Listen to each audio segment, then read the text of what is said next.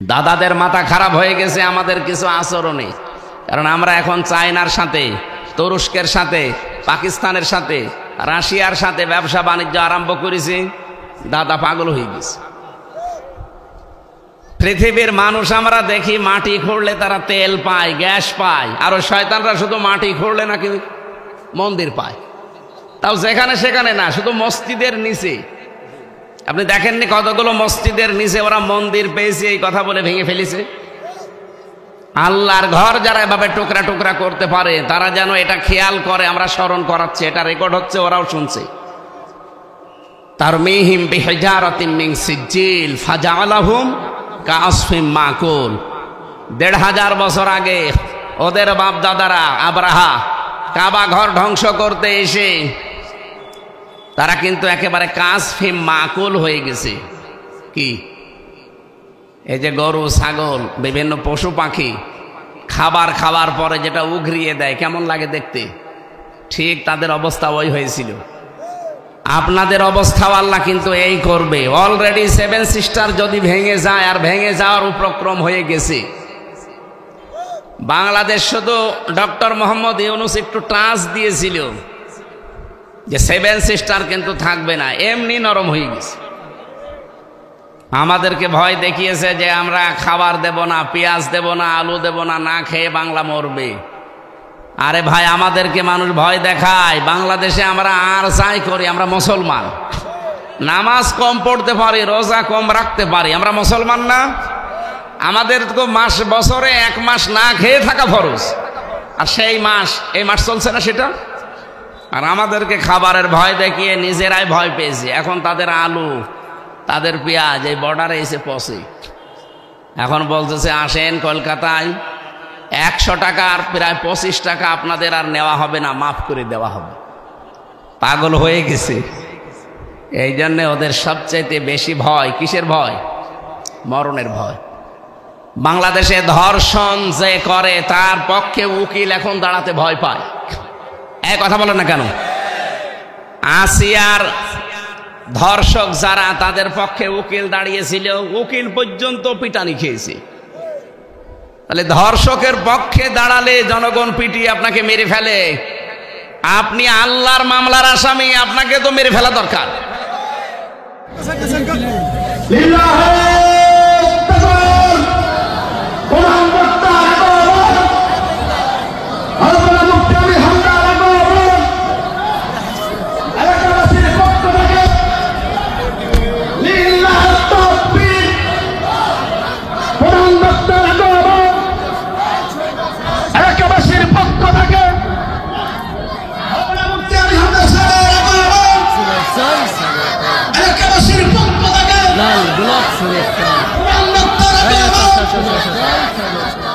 যশোর জেলার জিকরগাছা থানার অন্তর্গত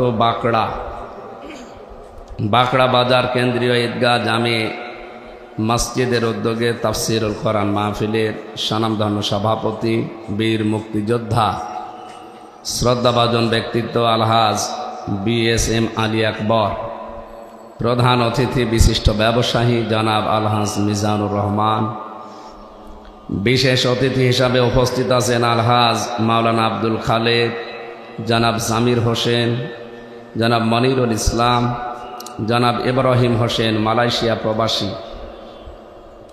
আমি পরশুদিন এসেছি মালয়েশিয়া থেকে, 9-10 দিন ছিলাম ওখানে। আপনাদের এই পাশে এই গ্রামের একজন আমার সাথে ছিলেন, ওনার নাম জিয়াউর রহমান।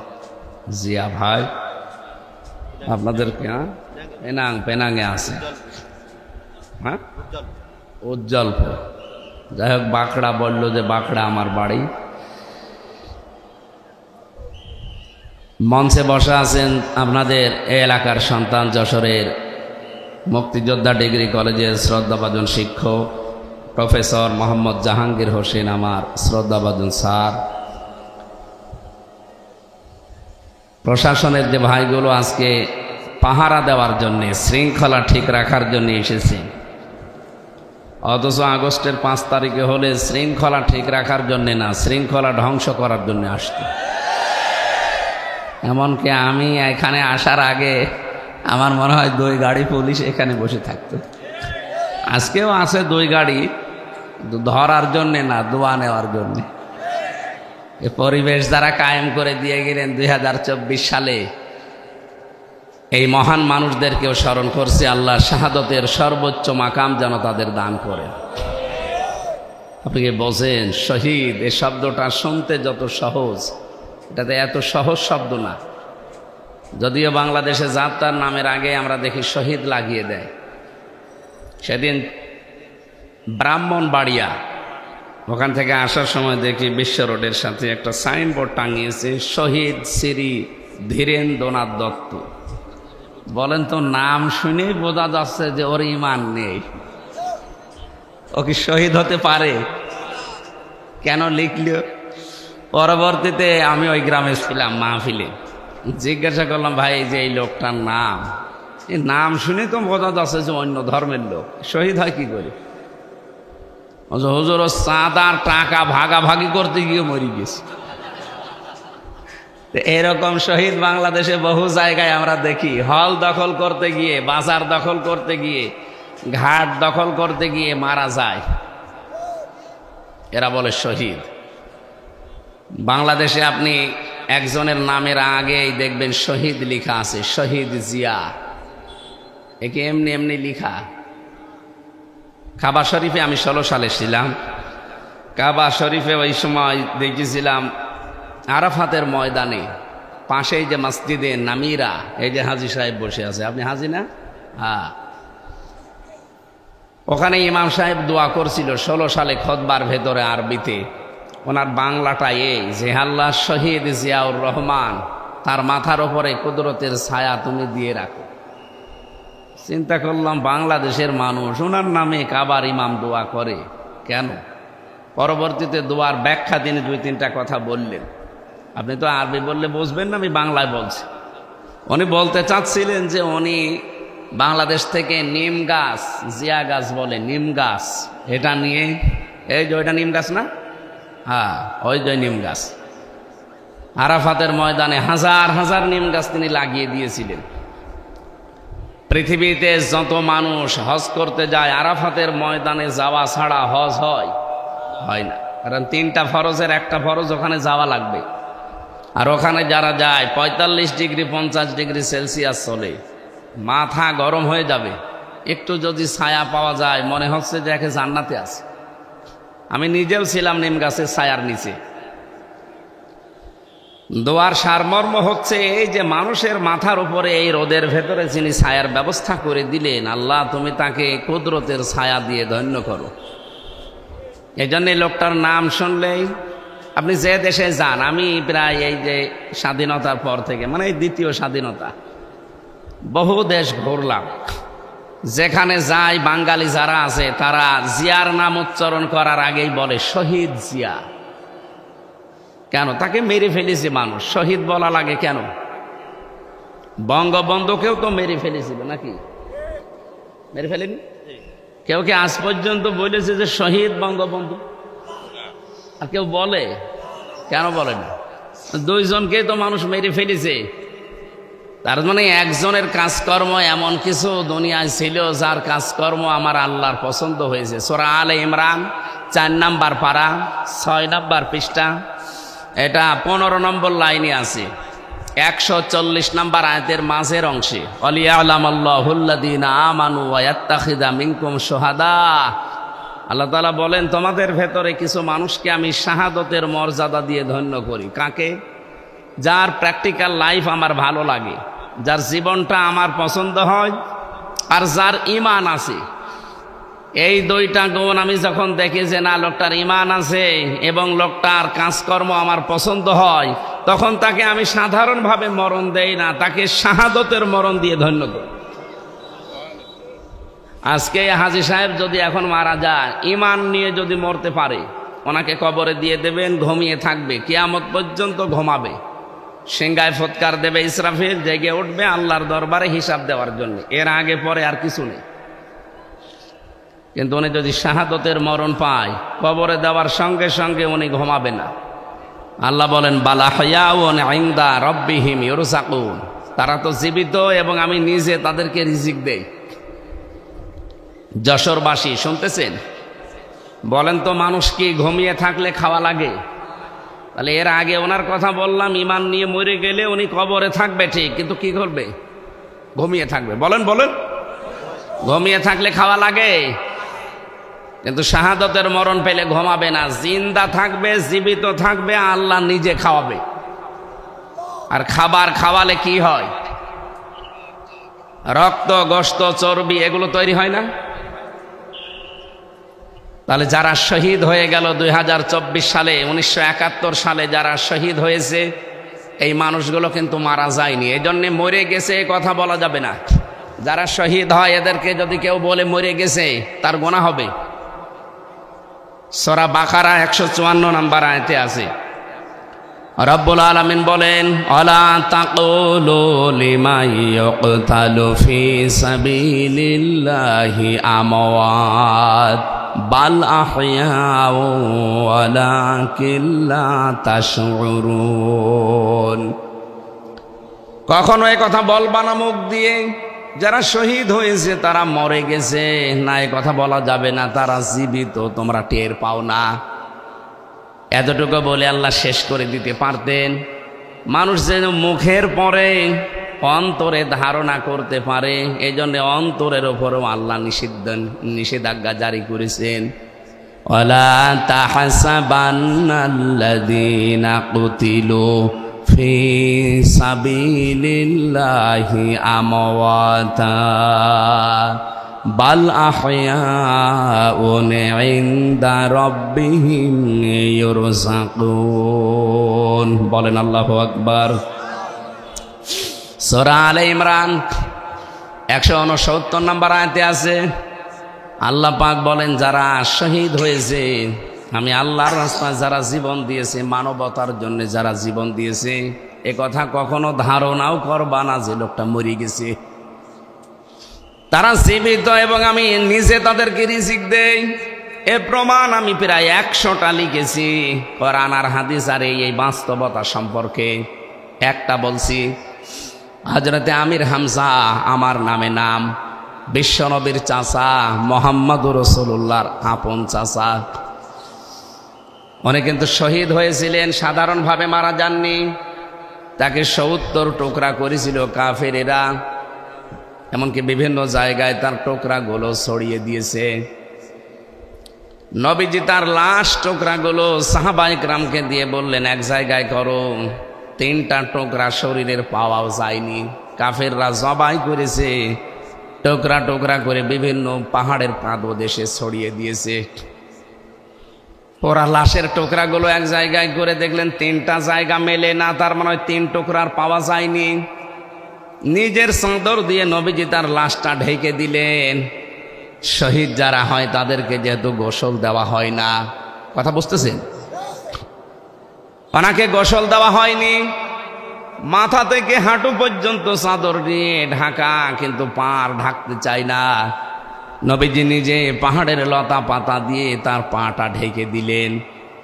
জানাজার নামাজ শেষ করে কবরে দিলেন, নিজে দোয়া করলেন মাটি দেওয়ার পরে, রব্বুল আলামিন, আমার চাচা আমির হামজার আজকের দিন পর্যন্ত আমি তার উপরে খুশি আছি। হে আমার মালিক, হে আমার আল্লাহ, তুমি আমার চাচা হামজার উপরে খুশি হয়ে যাও। নবীজি পৃথিবীতে মাত্র 2 জনের জন্য এই কথা বলেছিলেন। এদিকে তাকান, হযরতে আব্দুল্লাহ যুল বাদাদাইন রাদিয়াল্লাহু তাআলা আনহু, তিনি ঈমান আনতে গিয়ে পরনের কাপড় পর্যন্ত আনতে পারেন না। এই লোকটা যেদিন শহীদ, তার মানে উনি জ্বরে মারা গিয়েছিলেন, কিন্তু শাহাদতের মরণ পেয়েছেন। নবীজি তার হাতে একটা বাকল বেঁধে দিয়ে বলেছিলেন, আমি আব্দুল্লাহর রক্ত কাফেরদের জন্য হারাম করে দিলাম। সাহাবী ডুকরে কেঁদে উঠে বলে, হে রাসূল, আমি চাইলাম আমার জীবনটা দিয়ে শহীদ হতে, কারণ শাহাদতের মর্যাদা আমি জানি, আর আপনি কাফেরদের জন্য আমার রক্তটাই হারাম করে দিলেন।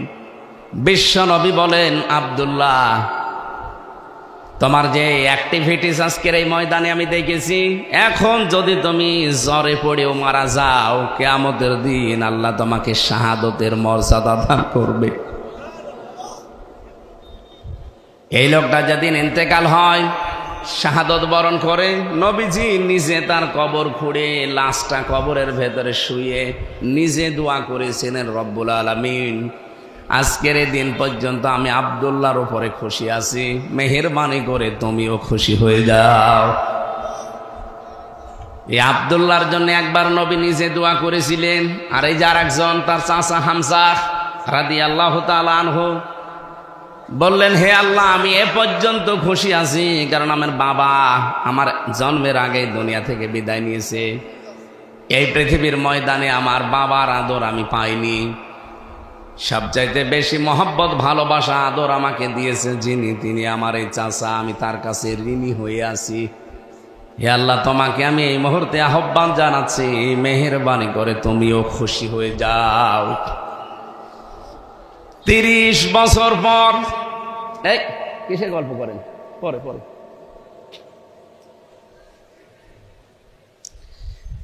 30 বছর পর তার ইন্তেকাল হওয়ার পর, শহীদ হওয়ার পরে তার কবর একবার ভেঙ্গে গিয়েছিল। কয় বছর? 30 বছর। মদিনা একবার ব্যাপক ঢল হয়েছে, তার কবর পর্যন্ত ভেঙ্গে গিয়েছে, রক্ত প্রবাহিত হয়ে আসছিল। হযরতে হামজার সাথে উহুদের ময়দানে ওই সময় যারা যুদ্ধ করেছিল তাদের বয়স হয়তো 20-22 বছর ওই সময়। এখন তারা মুরব্বী হয়ে গেছে, এখন তাদের বয়স 55 বছর, 60 বছর বয়স। রক্ত অনুসন্ধান করতে গিয়ে দেখে 30 বছর আগে মুহাম্মদ রাসূলুল্লাহর চাচা হযরতে হামজাকে কাফেররা যে জায়গায় কোপ দিয়েছিল ওই সমস্ত জায়গা দিয়ে এখনো ফিনকি দিয়ে রক্ত বের হয়ে আসতেছে। আমার প্রশ্ন হচ্ছে, উনি যদি খাবার না খাবে 30 বছর ওনার শরীরে রক্ত তৈরি হলো কি করে? কি কথা বলেন না কেন? এজন্য শাহাদতের মরণ যারা পেয়েছে এই মানুষগুলো, সত্যি বলছি আপনি আন্দাজে তাদেরকে মরে গেছে কথা বলতে পারবেন না, মুখ দিয়ে বলাও নিষেধ, অন্তরে ধারণা করাও নিষেধ। এই জন্য দেশ মাতৃকার জন্যে আজকের যেহেতু সভাপতি একজন মুক্তিযোদ্ধা, উনি মানে 1971 সালের হবে নাকি 24 সালে, 24 সালেও যারা তারাও মুক্তিযোদ্ধা। এখনো প্রায় 34,000 মানুষ হাসপাতালের বেডে কাতরাচ্ছে, তারা আহত। 2732 জন মানুষ তারা জীবন দিয়ে গেল, তাদের কি জীবনের দাম নেই? আপনি কি মনে করেন আবু সাঈদের জীবনের কোনো মূল্য তার কাছে ছিল না? তার দেওয়ালে পিঠ থেকে গিয়েছিল, এই জন্য সে বুক পেতে দিয়ে বলেছিল, বুকের ভেতর বইছে ঝড়, বুক পেতেছি গুলি কর। মানে সহ্যের বাইরে চলে গেলে সে আর কি করবে? আমরা এইটাই চাই যে সহ্যের বাইরে যেন আর পৃথিবী চলে না যায়, আমরা বসবাসযোগ্য পৃথিবী তৈরি করতে চাই। এই কথা বলে না কেন? কয়েকদিন আগে ভারত থেকে এক সাংবাদিক, উনি বিবিসির দালালি করার জন্য এসেছিল ডক্টর মোহাম্মদ ইউনূসের কাছে, জবাব দিয়েছে উচিতভাবে যে আপনি হাসিনার দালালি করেন, মানে সে মহিলা যা করেছে কিয়ামত পর্যন্ত যদি ওরে আল্লাহ হায়াত দেয়, কিয়ামত পর্যন্ত যদি তারে ফাঁসি দেওয়া যায় তাও তার গুনাহ মাফ হবে না।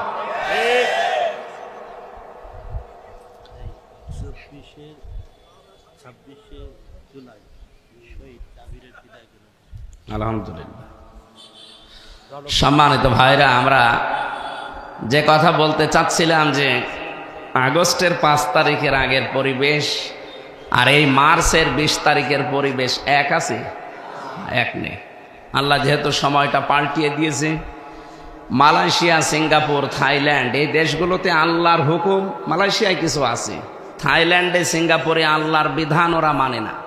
এমনকি আল্লাহ একজন আছে বিশ্বাসও করে না, কিয়ামতে জবাব দেওয়া লাগবে বিশ্বাসও করে না, কিন্তু তাদের জীবনযাপনের মান অনেক উপরে। আমি সেই কয়েকদিন ছিলাম, চিন্তা করছিলাম যে এত উপরে তারা গেল কি করে? আল্লাহর বিধান না মানলে তো আল্লাহ এই পর্যায়ে মানুষকে দিতে পারে না।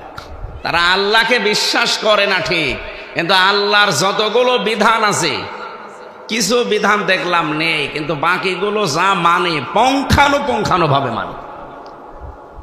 নবীজির হাদিস ছিল যারা পরিষ্কার পরিচ্ছন্নতা থাকে তারা ইমানের অর্ধেক পূরণ করে ফেলে। এই হাদিস কোনোদিন শুনেছেন? পরিষ্কার পরিচ্ছন্নতা ইমানের অর্ধেক, শোনেননি? আল্লাহর নবী কিন্তু ইমানের অঙ্গ বলেননি, ইমানের অর্ধেক, নিসফুল ঈমান। অথচ এইটাই এই দেশগুলোতে আমি দেখে আসলাম, এত পরিষ্কার। হ্যাঁ, ওদের অভ্যাসই হয়ে গেছে ওইটা। একটা বাচ্চা ছেলে যদি থুতু ফেলার, কপ ফেলার দরকার হয়, নির্ধারিত জায়গা আছে, কষ্ট করে রেখে 1-1.5 মাইল 2 মাইল গিয়ে ওই জায়গায় ফেলে, যেন জায়গাটা পরিষ্কার থাকে। আমাদের দেশে যদি এইরকম সিস্টেম চালু করতে পারতাম, হ্যাঁ, চালু করা সম্ভব ছিল। মালয়েশিয়া যদি দাঁড়িয়ে যেতে পারে, এত পরিষ্কার পরিচ্ছন্ন তারা হতে পারে, আমরা পারবো না কেন? আমরা পারতাম। কিন্তু আমাদের দেশ থেকে যা পাচার হয়েছে, এই পাচারকৃত সম্পদগুলো যদি এই দেশে ব্যয় করা হতো, এই দেশটা মালয়েশিয়ার আগে দাঁড়িয়ে যেত। কারণ তাদের এত বড় দেশ, বাংলাদেশের চাই যে মালয়েশিয়া 5 ডবল বড়। পুরা দেশ ঘুরতে আমার প্রায় 10 দিন সময় লাগবে, এত বড় দেশ। এত বড় দেশে মানুষ মাত্র 3 কোটি, তাও বাংলাদেশ থেকে গেছে 20 লাখ, অন্যান্য দেশ থেকে আরো এসেছে, সব মিলে 3 কোটি মানুষ। এত বড় বিশাল দেশ, তাদের মানব সম্পদ নেই, এমনিতেই সম্পদ আল্লাহ দিয়েছে, ওইগুলো রিফাইন করে তারা ব্যবহার করে। আর আমাদের আল্লাহ কিছু না দিক, আমাদের দেশে 18 কোটি মানব সম্পদ আছে। এইটা থাকলে আর লাগে কি? কিন্তু আমরা ব্যবহার করতে পারি নাই। ওয়ালাকাদ কাররামনা বানি আদম, আল্লাহ বলেন আমি বনি আদম সন্তানকে সম্মান দিয়েছি। আল্লাহ কি বলেছে আমি মুসলমানকে সম্মান দিয়েছি? বলেন বলেন। অথচ সবচাইতে বেশি আতঙ্কে এই 54 বছরে আমরা কাটালাম, যারা মানুষ তারা এখনো পর্যন্ত আতঙ্ক। পশু পাখির এত আতঙ্ক নেই, মানুষের যত এখন আতঙ্ক। এটা যেন দূর করা যায়, সেই ব্যবস্থা করা লাগবে না? যারা দায়িত্বে আছে তারা চেষ্টা চালিয়ে যাচ্ছে যেন এ দেশটা পরিচ্ছন্ন হয় এবং শান্ত হয়। এটার জন্য সর্বোত্তম বিধান আল্লাহ রাব্বুল আলামিন, যেহেতু রমজান মাস, কিভাবে শান্ত হবে পৃথিবী, পরিচ্ছন্ন হবে, সেই কথাগুলো আমরা তেলাওয়াতকৃত আয়াত থেকে তাফসীর আকারে কথা শুনবো ইনশাআল্লাহ। আমাদের যে পাশের প্রতিবেশী দাদা বাবুরা, এদের সবচাইতে বেশি ভয় মরণের ভয়। কারণ আমার 17, 18, 19 এই সমস্ত সালগুলো তো বাংলাদেশে কথা বলতে দিত না। আমি থাকতাম দাদাদের দেশে। আমার কলকাতা, আসাম, ত্রিপুরা এই সমস্ত জায়গায় এমন কোনো জায়গা নেই যে আমি সেখানে যাইনি, যে দেখেছি ওদের আচরণগুলো। ওই মানুষগুলো সবচাইতে বেশি ভয় পায় মরণকে। এটা কোরআনেরও কথা, ওয়ালা তাজিদান্না আহরাসান নাসি আলা হায়াতি ওয়া মিনাল্লাযিনা আশরাকু। হে নবী, জীবনের উপরে সবচাইতে বেশি মায়া দেখতে পাবেন আপনি 1 নম্বরে মুশরিক যারা, তাদেরকে। তো ওরা যেহেতু মুশরিক, এজন্য সবচাইতে বেশি ভয় পায় মরণকে। বাংলাদেশ শুধু ডক্টর মোহাম্মদ ইউনূস একটু টাচ দিয়েছিল যে 7 সিস্টার কিন্তু থাকবে না, এমনি নরম হয়ে গেছে। আমাদেরকে ভয় দেখিয়েছে যে আমরা খাবার দেব না, পেঁয়াজ দেব না, আলু দেব না, না খেয়ে বাংলা মরবে। আরে ভাই, আমাদেরকে মানুষ ভয় দেখায়, বাংলাদেশে আমরা আর যাই করি, আমরা মুসলমান। নামাজ কম পড়তে পারি, রোজা কম রাখতে পারি, আমরা মুসলমান না? আমাদের তো বছরে 1 মাস না খেয়ে থাকা ফরজ, আর সেই মাস, এই মাস চলছে না সেটা। আর আমাদেরকে খাবারের ভয় দেখিয়ে নিজেরাই ভয় পেয়েছি। এখন তাদের আলু, তাদের পেঁয়াজ এই বর্ডারে এসে পৌঁছে। এখন বলতেছে আসেন কলকাতায়, 100 টাকার প্রায় 25 টাকা আপনাদের আর নেওয়া হবে না, মাফ করে দেওয়া হবে। পাগল হয়ে গেছে। এই জন্যে ওদের সবচাইতে বেশি ভয় কিসের ভয়? মরণের ভয়। দাদাদের মাথা খারাপ হয়ে গেছে আমাদের কিছু আচরণে। কারণ আমরা এখন চায়নার সাথে, তুরস্কের সাথে, পাকিস্তানের সাথে, রাশিয়ার সাথে ব্যবসা বাণিজ্য আরম্ভ করেছি। দাদা পাগল হয়ে গেছে। পৃথিবীর মানুষ আমরা দেখি মাটি খুঁড়লে তারা তেল পায়, গ্যাস পায়, আর ওই শয়তানরা শুধু মাটি খুঁড়লে নাকি মন্দির পায়। তাও যেখানে সেখানে না, শুধু মসজিদের নিচে। আপনি দেখেননি কতগুলো মসজিদের নিচে ওরা মন্দির পেয়েছে এই কথা বলে ভেঙে ফেলেছে? আল্লাহর ঘর যারা এভাবে টুকরা টুকরা করতে পারে তারা যেন এটা খেয়াল করে, আমরা স্মরণ করাচ্ছি, এটা রেকর্ড হচ্ছে, ওরাও শুনছে। তারমিহিম বিহিজারাতিন মিন সিজ্জিল ফাজআলাহুম কাআসফিম মাকুল। ১৫০০ বছর আগে ওদের বাপ দাদারা আব্রাহা কাবা ঘর ধ্বংস করতে এসে তারা কিন্তু একেবারে কাসফিম মাকুল হয়ে গেছে। কি এই যে গরু ছাগল বিভিন্ন পশু পাখি খাবার খাওয়ার পরে যেটা উগরিয়ে দেয়, কেমন লাগে দেখতে, ঠিক তাদের অবস্থা ওই হয়েছিল।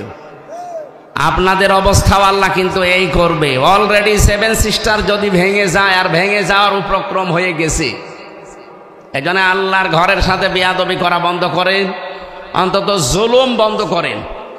কারণ জুলুম যারা করে মানুষগুলো আর মানুষ থাকে না, এরা আল্লাহর মামলার আসামি হয়ে যায়।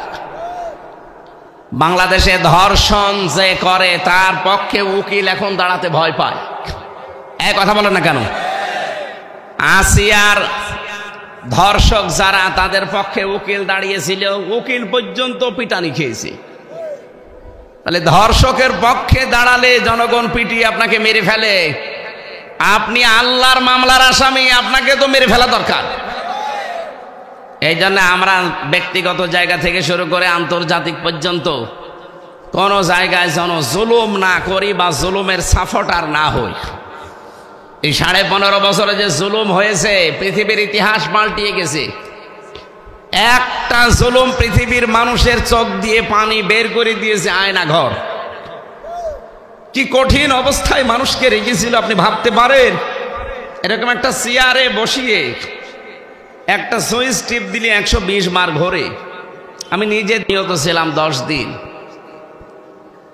এই নখগুলো সব তুলে ফেলে, এরপরে লবণ ছিটিয়ে দেয়। এই কঠিন পরিস্থিতিগুলো যারা তৈরি করেছিলেন, এই মানুষগুলো সবই প্রায় পালিয়েছে। এখনো অনেক জালেম দেখে তাদের পক্ষে সাফাই গায়। আপনি মানুষ, আপনার বাবার সাথে যদি আয়না ঘরে 8 বছর 10 বছর এই আচরণ করতো, আপনি মেনে নিতে পারতেন? আমার সাথে করেছে, আমি তো আপনার কেউ না, এই জন্য আপনার কিছু মনে হয় না। এই জন্য ধৈর্যের বাইরে চলে গিয়েছিল আমার মনে হয় আল্লাহ। এই জন্য আল্লাহ নিজে প্রতিশোধ নিয়েছেন। ফালাম্মা নাসু মা যুক্কিরু বিহি ফাতাহনা আলাইহিম আবওয়াবা কুল্লি শাজ্জিন হাত্তা ইদা ফারিহু বিমা উতু আখাযনাহুম বাগতাতান ফাইদাহুম মুবলিসুন। আল্লাহ তাআলা বলেন, যখন তারা আমার নির্দেশগুলো ভুলে গেল, তখন তাদের উপরে আমার যত বরকতের দরজা সব আমি খুলে দিলাম, আমার রহমতের দরজা। খেয়াল করেছেন, আল্লাহর বিধান যারা ভুলে যায়, তখন দুনিয়া তাদেরকে দিয়ে দেওয়ার জন্য যত বরকত আছে সব আল্লাহ তাদেরকে দেয়।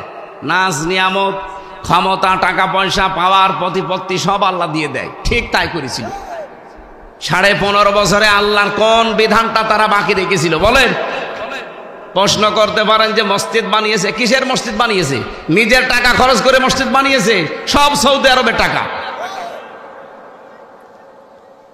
কিছু জালেম নামে আলেম ছিল, আলেম নামে জালেম, এগুলো 5 আটা গোলামি করত, আর ওকে নাম দিত হজরত। ওকে যদি কেউ নাম দেয় যে হজরত শেখ হাসিনা, তাহলে আবু জেহেলকেও বলা লাগবে হজরত আবু জেহেল। এই কথা বলছে না কারণ? আপনি হাসিনাকে যদি হজরত বলতে পারেন, তে কি হয়েছে? আবু জেহেলের কি হয়েছে? এগুলো দালালি করা, চামচামি করা ছাড়া কিচ্ছু না। এত বড় জালেমকে যারা হজরত বলতে পারে, কওমি জননী বলতে পারে, ওরা কি মানুষ? মানুষের বাইরে চলে গিয়েছিল এই মানুষগুলো। আল্লাহ তাআলা বলেন, হঠাৎ করে যখন তারা আনন্দকৃত, আমার দানকৃত বস্তু পেয়ে আনন্দে আছে, তখন আমি নিজে তাদেরকে ধরলাম। আখাযনাহুম, এর ফাইল কর্তা আল্লাহ নিজে। বাগতাতান, আকস্মিক ভাবে, যে দুপুরের খাবার খাবে সে সময়ও পায়নি। 45 মিনিট চেয়েছিল, তাও পায়নি। 5 মিনিট বলেছে আমি একটা বক্তব্য লিখবো, তাও দেয়নি। এর নাম বাগতাতান। এর নাম কি? আল্লাহ বলেন, আমি নিজে আকস্মিক ভাবে তাদেরকে ধরলাম। ফাইদাহুম মুবলিসুন, ওই মানুষগুলো হতাশ হয়ে গেছে। ওদের যে হতাশা, এখনো পর্যন্ত যারা বাইরে পালিয়ে আছে তাদের চেহারার ভেতরে আমি দেখে আসলাম।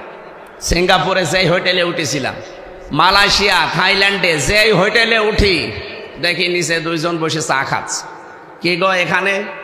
তো হুজুর আমরা আগেই পালিয়েছি।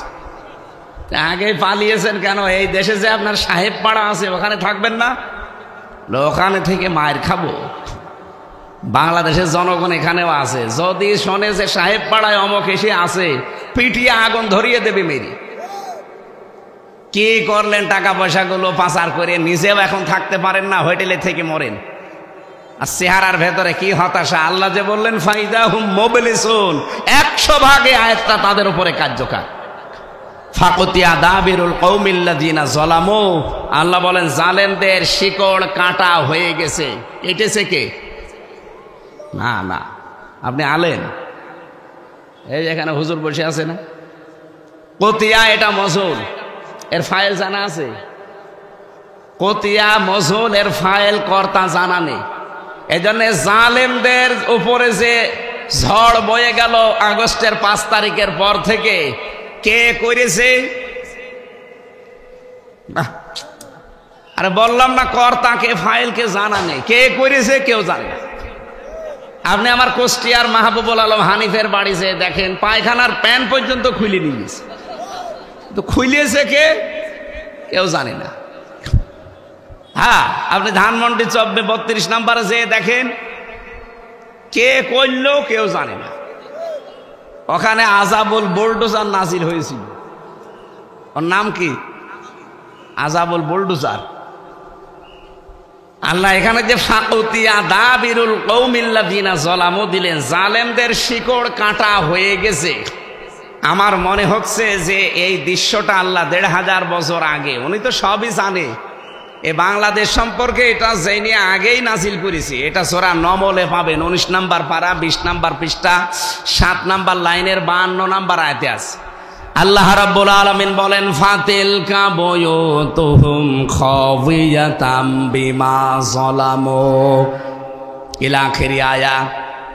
এখানে আরবি গ্রামার যারা বোঝে, ইংরেজি গ্রামার যারা বোঝে তাদেরকে বলছি, একটু খেয়াল করে দেখেছেন আল্লাহর ভাষা হচ্ছে ফাতিলকা বুয়ুতুহুম খাওয়িয়াতাম বিমা যালামু। আল্লাহ বলেন এই সেই ঘরগুলো। এই এদিকে তাকান, কে বলছেন বলেন তো? আল্লাহ পাক বলেন এই সেই ঘরগুলো। বাইতুন না, বুয়ুত বহুবচন। হোম মানে তাদের, এই যে তাদের এই ঘর, খাওয়িয়াতান জনশূন্য হয়ে পড়ে আছে, আজ ওজাড় হয়ে পড়ে আছে। বিমা যালামু, এদের জুলুমের কারণে। আল্লাহ পাক বলেন এই যে জায়গাগুলোতে জুলুম হয়েছিল, এর জন্য পুরা জায়গাটাও অভিশপ্ত হয়ে গেছে। এতটুকু আল্লাহ যদি শেষ করে দিতেন আমি আয়াতটাই বলতাম না। এরপরে আমাদের জন্য জালেমদের এত বড় শিকড় যদি আল্লাহ কেটে ফেলতে পারে, আপনি চিন্তা করতে পারেন এই বাঁকড়া ইউনিয়ন থেকে শুরু করে একেবারে সংসদ পর্যন্ত প্রত্যেক জায়গায় জালেমদের শিকড় একেবারে গভীরে ছিল। ইউনিয়নের দারোয়ান থেকে একেবারে সংসদের দারোয়ান পর্যন্ত সব জায়গায় জালেমদের লোক 100% ঠিক করা ছিল। আল্লাহ পাক বলেন এত বড় শিকড় যখন কাটা হয়ে গেছে, ইন্না ফি যালিকা লাআয়াতাল লিকওমিন ইয়ালামুন। এখানে লামে তাকিদ আছে, অবশ্যই এর ভেতরে শিক্ষা আছে যারা জ্ঞানী তাদের জন্য। তাহলে আমাদের শিক্ষা কি? 15.5 বছরের এত বড় শিকড় যদি আল্লাহ কেটে ফেলতে পারে, যশোরবাসী এখনো যদি কেউ জুলুম করে, আগামীতে যারা আসবে তারাও যদি জালেম হয়, 5 বছর পরে তাদের বাড়ি ঘর শ্মশান হয়ে যাবে। এই জন্য সাবধান, সাধু সাবধান। কি কথা বলেন না কেন? নাকি ওনার শক্তি এখন আর নেই? বলেন আছে কিনা? যেন আমরা যেন সাবধান হই। জালেমরা মামলার আসামি। হামজার কার? আল্লাহর মামলার আসামি। আপনি টের পাচ্ছেন? আমরা রমজানুল মোবারকে আছি, আপনারা রমজান সম্পর্কে কথা শুনছিলেন। আমরা সেরকমই একটা আয়াত সূরা বাকারার 185 নম্বর আয়াতের প্রথম অংশ পড়েছি। আমারে মাথার ভেতরে এই আয়াত সম্পর্কে যত কথা আছে আমি যদি কিয়ামত পর্যন্ত হায়াত পাই আর কিয়ামত পর্যন্ত বলতেই থাকি কিয়ামত এসে যাবে, তাও এই আয়াত শেষ হবে না, এত কথা আছে। আমরা সামারাইজ করে করে খুব অল্প সময়ে ডেলিভারি দেবো ইনশাআল্লাহ। আল্লাহ পাক বলেন শাহরুর রমাদান। এদিকে খেয়াল করবেন, আমি গতানুগতিক কথা বলতে চাই না, যা বলি চিন্তা ভাবনা করে গবেষণামূলক কথা বলি। পুরা কোরআনে আল্লাহ 12টা মাসের নাম কোন জায়গায় আপনারা পেয়েছেন কিনা আমি জানি না, পেয়েছেন আলেম পেয়েছেন? এই একটা মাসের নাম আছে কোরআনে, কি নাম? রমজান। বলেন বলেন। পুরা কোরআনে আপনি পাবেন 12টা মাসের নাম একবারে আছে। ইন্না ইদ্দাতাশ শুহুরি ইনদাল্লাহি 12 শাহরান ফি কিতাবিল্লাহ ইয়াউমা খালাকাস সামাওয়াতি ওয়াল আরদা মিনহা আরবাতুন হুরুম। এটা সূরা তাওবার 36 নম্বর আয়াতে আছে।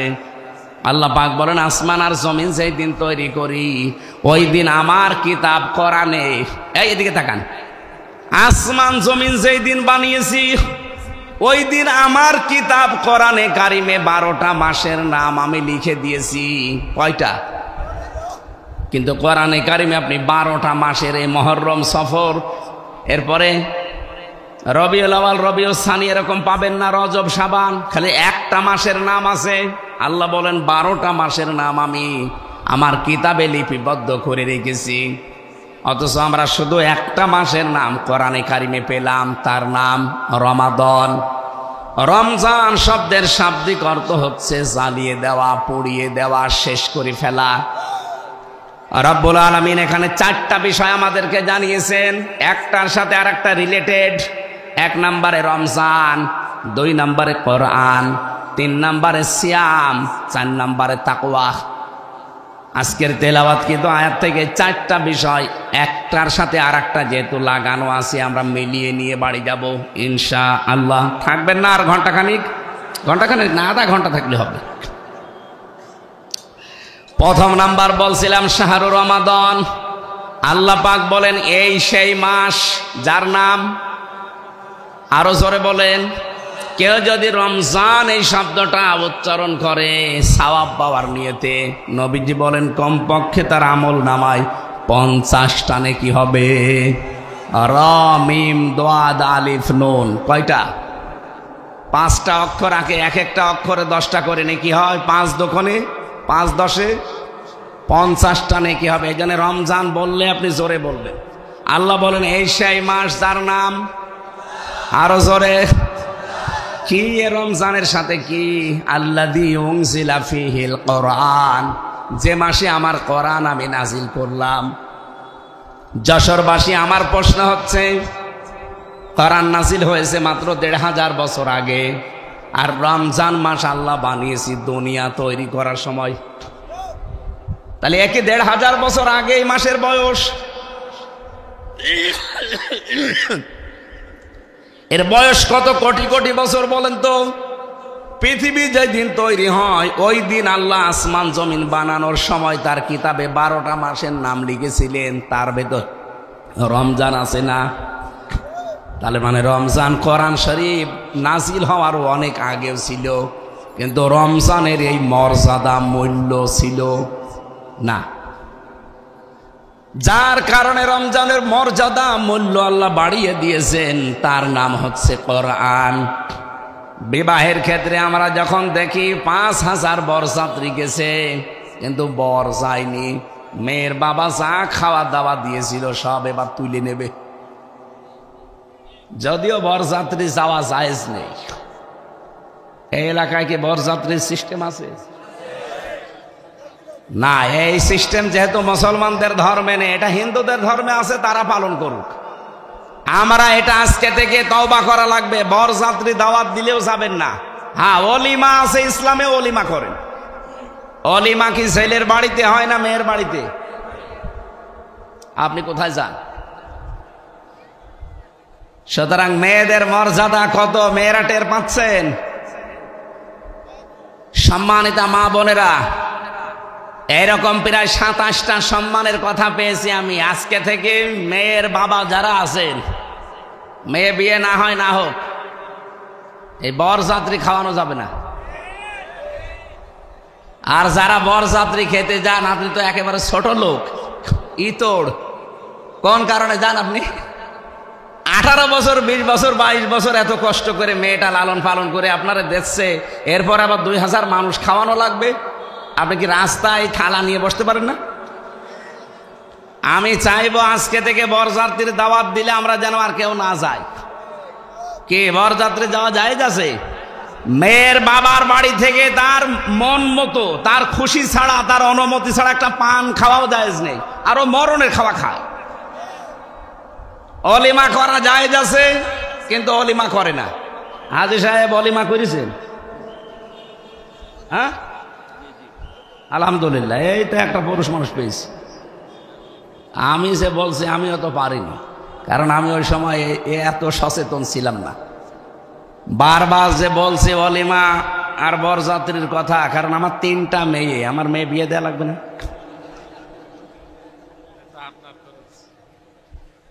সম্মানিত মা বোনেরা, অনেক সম্মান দিয়েছে ইসলাম আপনাদেরকে, আপনারা জানেন না। এই জন্য নারীবাদী যারা আছে এদের কথা মতো নিজের জীবন যৌবন বিলিয়ে দিন। মানুষ আপনাদেরকে ভয় দেখায়, ওরা যে ইসলাম যদি দেশে আসে জুজুর ভয় দেখায় যে আপনারা ঘর বন্দী হয়ে পড়বেন, শিকল বন্ধ হয়ে পড়বেন, তালাবদ্ধ করে দেবে। না, ইসলাম আসলে পরিবার থেকে শুরু করে আন্তর্জাতিক জীবন পর্যন্ত সবচাইতে বেশি নিরাপদে থাকবেন আপনারা। খালি ইসলামটাকে আসতে দেন দেশে। পরিবেশ দেখেন আপনাকে কোথায় নিয়ে যায়।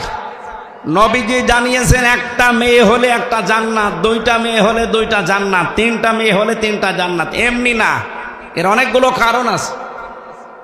আমরা যেটা বোঝাচ্ছিলাম যে একটা বিয়েতে আমরা বরকে সবার উপরে মনে করি, সে না হলে বরযাত্রীর কোনো মূল্য থাকে না।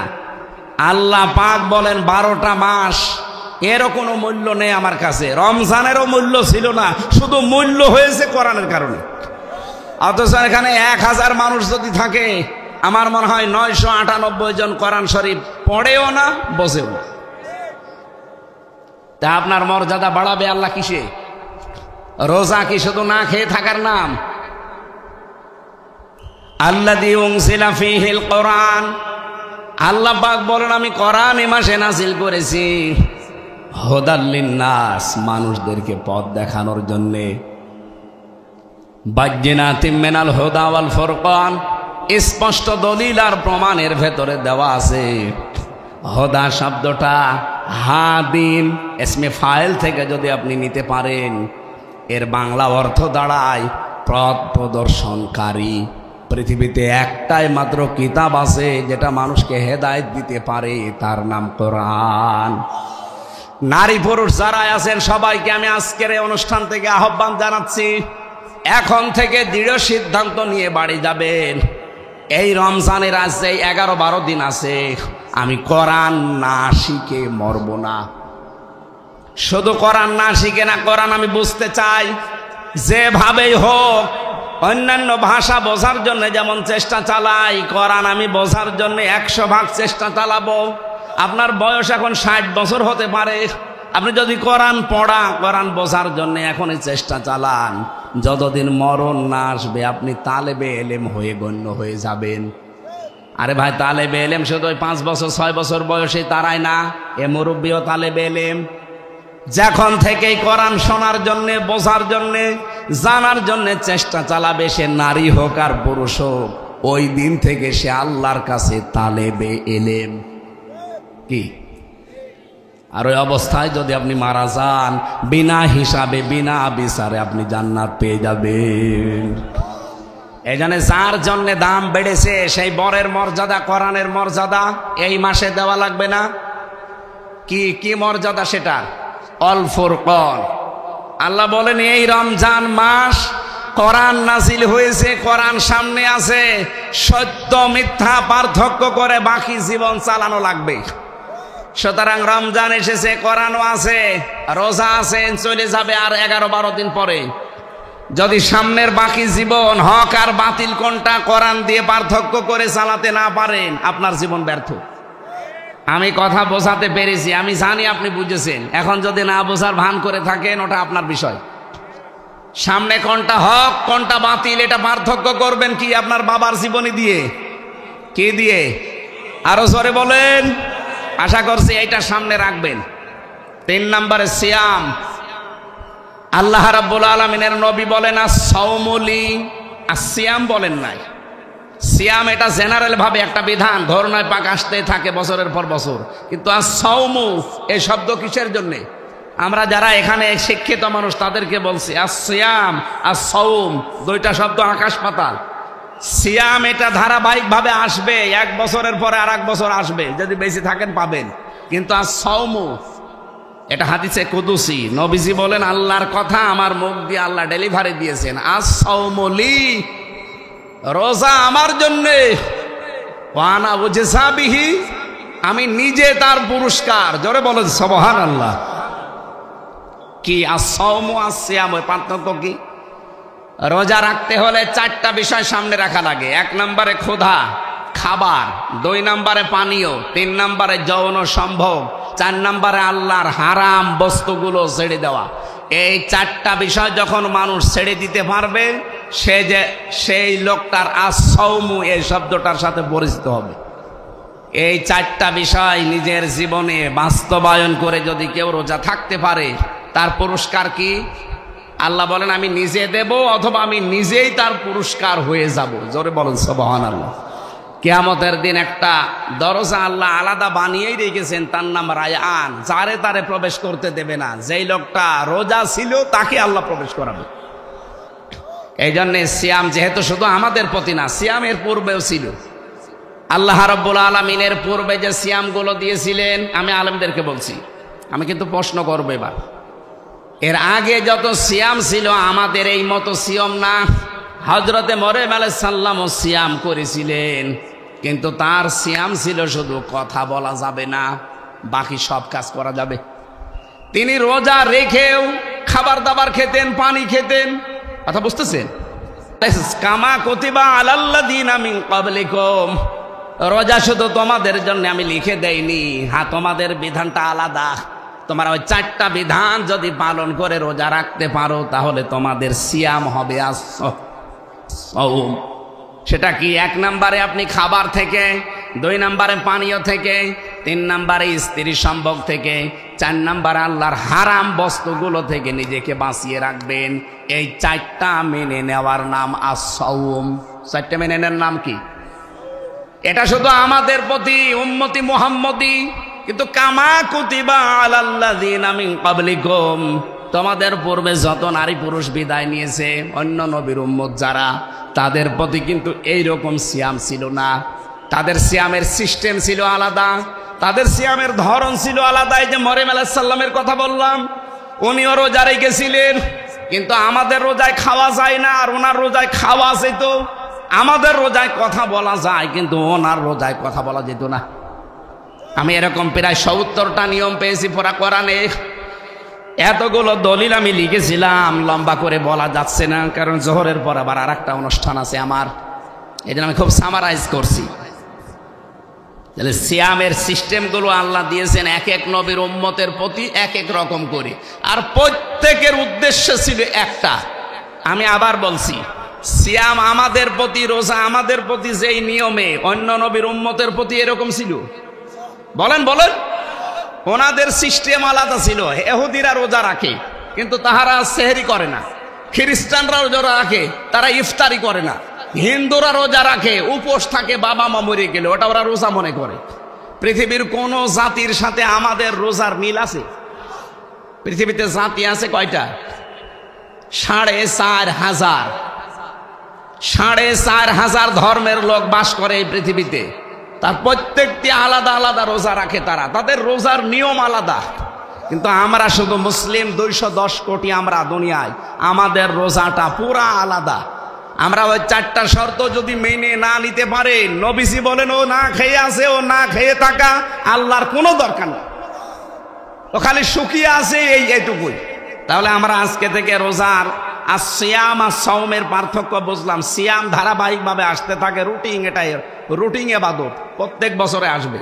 আর সাওম এটা 4টা বিষয় মেনে নিলে এটা কিয়ামতের দিন আল্লাহ হয় পুরস্কার দেবে, নাই নিজেই পুরস্কার হয়ে যাবে। 1 নম্বরে খাবার দাবার থেকে, 2 নম্বরে পানীয় জাতীয় জিনিস থেকে, 3 নম্বরে স্ত্রী সম্ভোগ থেকে, 4 নম্বরে হারাম কাজ থেকে বেঁচে থাকবেন। 2 জন মহিলা গীবত করছিল, এটা তিরমিজি শরীফের হাদিস। এই এদিকে তাকান। নবীজি তার এই গীবতের কথাগুলো শুনলেন, শোনার পরে বললেন, দেখো এই দুইটা মহিলা এরা হালাল জিনিস খেয়ে রোজা রেখেছে আর হারাম জিনিস খেয়ে রোজা ভাঙছে। হালাল জিনিস কি? সেহরি করেছিল, হালাল জিনিস দিয়ে রোজা রেখেছিল, আর গীবত করে হারাম জিনিস দিয়ে রোজা ভেঙে ফেলেছে। তার মানে রোজা রাখা অবস্থায় গীবত করলে রোজা আর থাকে? এই হাদিস অনুযায়ী থাকে। আজকে 19টা রোজা পার হয়ে গেল, এখানে একজনও বুকে হাত দিয়ে বলতে পারবেন আমি সহ যে 19টা রোজায় আমি আজ পর্যন্ত কোনো দিন এই 19 দিনে কারো গীবত করিনি, গীবত শুনিনি? পারবেন বলতে? তার মানে আমাদের রোজা 19টার একটাও হয়নি। কি কথা বলেন না কেন? নবীজি ওই দুইজন মহিলাকে গীবত করতে দেখে বললেন যে ওরা হালাল জিনিস দিয়ে রোজা রেখেছিল আর হারাম জিনিস দিয়ে রোজা ভেঙে ফেললো। তার মানে ওরা কি করছিল? গীবত। বলেন বলেন। আমরা এখানে নারী পুরুষ যারাই আছে, আমাদের রোজা যে কোন জায়গায় আছে আল্লাহ ভালো জানে। এবার আসেন 4 নাম্বার যেটা। আমার কথা কি বোঝা যাচ্ছে ভাই, নাকি আমি রব্বানের কাহিনী শুরু করব? আমি চিন্তা ভাবনা করে বলছি কথা। রব্বুল আলামিন বলেন 4 নাম্বারে আমি চাই তোমরা রোজার দ্বারা লাআল্লাকুম তাত্তাকুন, তোমরা যেন তাকওয়া অর্জন করো। তাকওয়া কি? বাংলাদেশ, ভারত, পাকিস্তান, আমি মালয়েশিয়াতে আন্তর্জাতিক সেমিনারে গিয়েছিলাম, ওই যে ইন্টারন্যাশনাল ইসলামিক ইউনিভার্সিটি মালয়েশিয়া। ওখানে সেমিনারে যাওয়ার পরে আমি আধুনিক কিছু ব্যাখ্যা জেনেছি। ওনারা বলছিল ওখানে প্রফেসর যারা, স্যার যারা আছে, ডক্টর মিজানুর রহমান আজহারি, যে স্যারের আন্ডারে উনি পিএইচডি করলেন, ডক্টর নূর মোহাম্মদ ওসমানী, ওনার বাড়ি বাংলাদেশে কক্সবাজারে। ওখানে উনি ওই মালয়েশিয়া বিশ্ববিদ্যালয়ে আছে প্রফেসর হিসাবে। আমিও স্যারের সাথে দেখা করে বললাম আমিও করতে চাই। বললো ভর্তি হয়ে যাও, আমি সব প্রসেস করে এসেছি, আপনারা দোয়া করবেন, দোয়া চাচ্ছি আমি যেন সহজে এটা করে আসতে পারি। এখন 3 বছর লাগবে আর 4 মাসের একটা ট্রেনিং আছে আরবিতে। মানে স্যার আছে আমার যারা দায়িত্বে আছে, বলছে যাওয়ার দরকার নেই, মাহফিল করেন এই দেশে। এই দেশে মাহফিল করলে এটা হবে? এখন 3 বছর মনে হয় চলে যাব নাকি? আপনারা বলেন তো চলে যাব কিনা? না না, আমার পড়াশোনা করা লাগবে না। না না, মালয়েশিয়া আর বাংলাদেশ তো সমান না। 3 বছর জেলে থাকাকালীন যদি চলতে পারেন কোনো অসুবিধা নেই, আর 3 বছর কষ্ট হলেও হোক, সব মিলে 3 বছর 4 মাস 3.5 বছর চেষ্টা চালাচ্ছি। এরপরও দেখি আমার যারা দায়িত্বে আছে পারিবারিকভাবে, মা বাবা আছে, আরও আছে, এনারা বলুক। আমি তো স্যারের সাথে সব ঠিক করে এসেছি, চেষ্টা চালাবো জ্ঞানের পরিধি যেন আল্লাহ আরো বাড়িয়ে দেয়। কারণ আমরা এই সূত্রগুলো পেলে আমরা ব্যাখ্যা করতে সহজ হবে। এই যে তাত্তাকুনের ব্যাখ্যা আমার মনে হয় এখানে অনেকে জানেনও না, জীবনে শোনেনও না। তাকওয়া যে এর নাম, আমরা মনে করি এরকম বিশাল জুব্বা গায়ে থাকবে, সুন্দর এরকম টুপি মাথায় থাকবে, হাতে একটা তসবিহ থাকবে, শুধু সুবহানাল্লাহ আলহামদুলিল্লাহ, দুনিয়ার কোনো খেয়াল নেই।